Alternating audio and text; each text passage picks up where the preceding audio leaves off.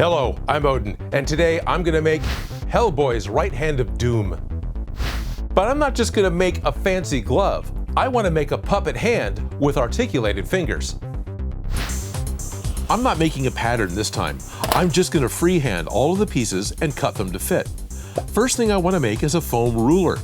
What I'm gonna do is follow the instructions of W.M. Armory, who talked about the benefits of making a ruler out of foam, and that is that you know exactly how much foam you will need to fit, say, around your arm. A foam ruler is ideal for making armor pieces out of EVA foam. 13's a good number. I'm gonna start with a hand. So I'll make a cylinder that my right hand just barely fits into, and then I make another cylinder that'll be the wrist, and that fits around the first one.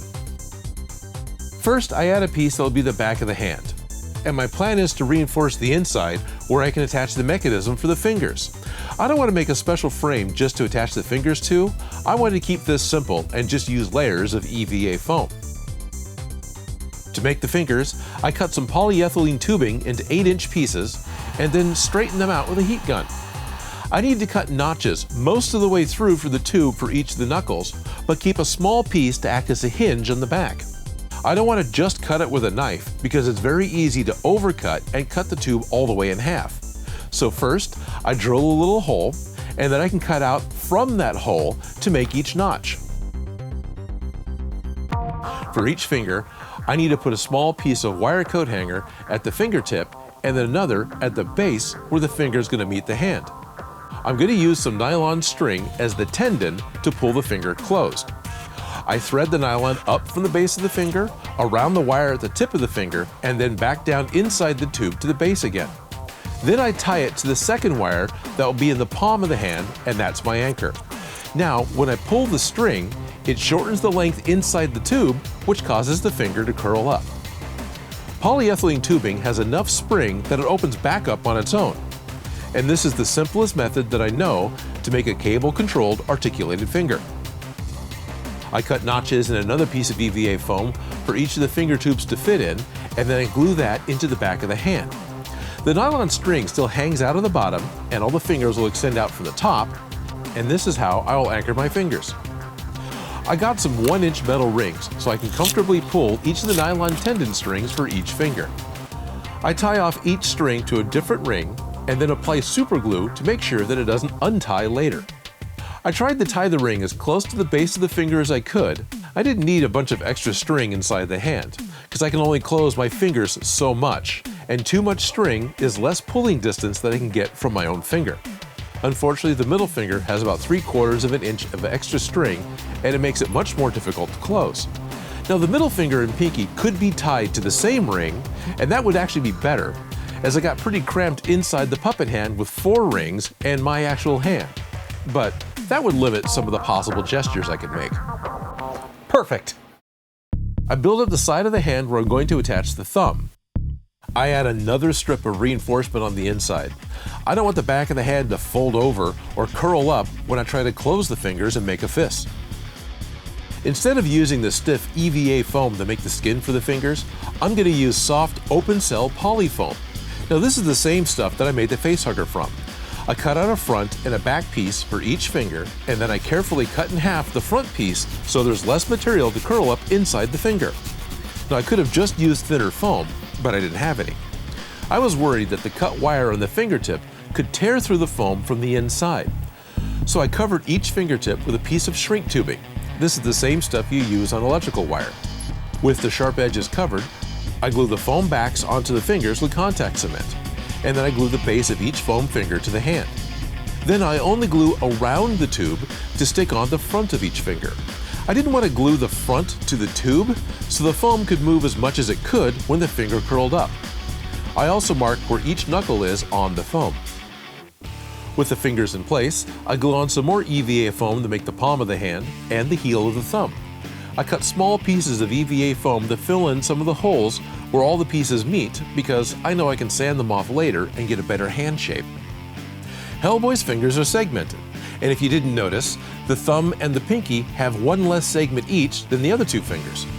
And to easily add the segment marks, I melted the foam with a soldering iron. A wood burner would work too, but be sure to wear protective gear if you melt any polyfoam. because when it burns, it puts out a nasty smoke that smells a lot like chemical death. With the fingers finished, there has been enough time for the glue to set, and I shape the hand with a dremel and a sanding drum. To make the oversized round knuckles on the back of the hand, I take the mandrel out of a 2.5-inch hole saw and then cut them out of foam. If you use a hole saw on anything other than foam, you need the mandrel or the hole saw will just walk around on you. And I could have just drawn a circle and cut them out with a razor knife, but this was more fun. I use a heat gun to slightly curl the knuckles and then glue them on with contact cement. I don't plan on connecting the hand to the wrist or that wrist piece to the arm. I'll just hold it all together from the inside, and this will give me better flexibility with the arm. I add an inner ring to the wrist piece. This will stop the hand from going too far into the wrist, and then I'll do the same thing to the arm. To start the arm, I make a ring that fits around the wrist loosely, and a matching size for the elbow. I want the middle section to be inset slightly, so I add another inner layer of foam to both of those rings. One is short for the wrist, and the other is slightly longer for the elbow. Now when I cut the foam to make the arm, I can glue to the seam of these two layers, and the middle arm will be inset. Overall, the arm piece is just 10 inches, and the rings are both 2.25 inch wide. Now that sounds small, but it looks right to me. The elbow connection felt a little loose, so I added one more ring for a snug fit on my arm. I am worried about how snug the wrist joint is. I don't want to rub off paint later, so I carved the texture out from the inside to make a little more room for the pieces to be able to move. The right hand of Doom is carved with arcane marks and labyrinth swirls. First, I draw them on with a Sharpie, and I make some adjustments for proper placement. I won't carve the crossed out lines. Then I use a high-speed cutter bit on my Dremel to carve out all the marks, and this one has a rounded end. I was careful not to cut too deep. I didn't want the marks to go all the way through the foam. As it rotated, the cutting bit made a cleaner cut on one side than the other, and it seemed to do a better job when I held it straight against the foam rather than drag it along at an angle. I sanded off most of the wrong Sharpie marks. I don't want them bleeding through the paint later. And I used a yellow Sharpie to mark out where the stone cracks were on the arm. This is the big one that is really easy to see in pictures, so I copied that one and then filled in the rest on my own. This is also a high-speed cutter bit, but it has a sharp point for finer detail.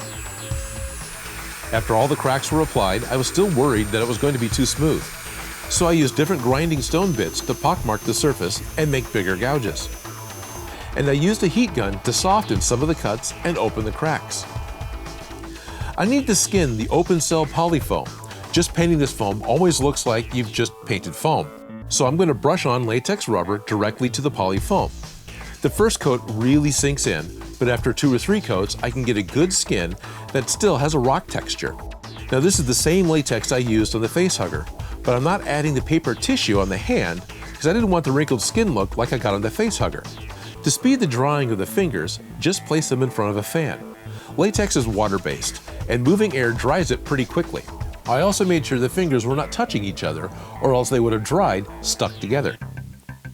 Now to paint the foam. I don't really need to seal the foam. The heat gun helped, and I'm not looking for a smooth surface. I can paint the EVA foam with acrylics, but I can't just paint the latex with acrylic paints because it'll crack and peel off. So I mix up some prosthetic adhesive with the acrylic paint to make PAX paint. I talk more about PAX paint in the facehugger video, but for now, just know that this makes a flexible paint glue that sticks to latex.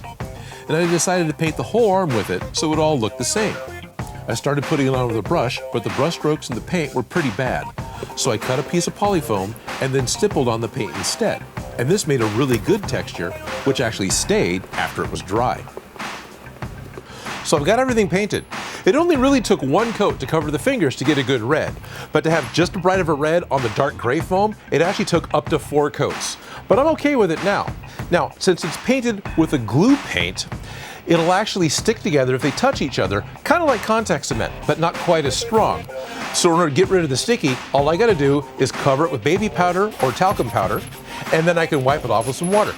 And all of the sticky will be gone, and then you can continue to paint it any way you like.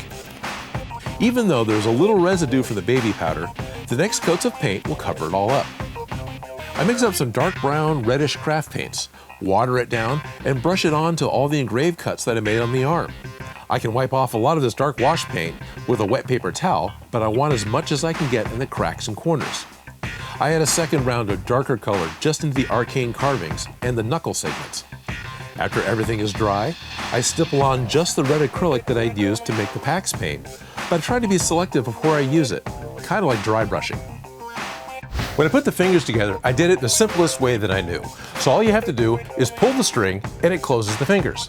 But they open back up under their own power and they don't open up all the way, which is okay. If I was to hook up a secondary string that ran from the tip of the finger on down and looped around at the base of the palm and back to the control inside the hand, I could almost push the finger open, which would probably be really nice to have.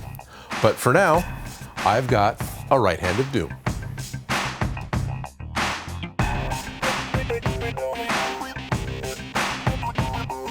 Everything I used to make this was picked up locally, and I put a part list in the description. Now, there's lots of different ways that you can make something, but this is how Odin makes. Here.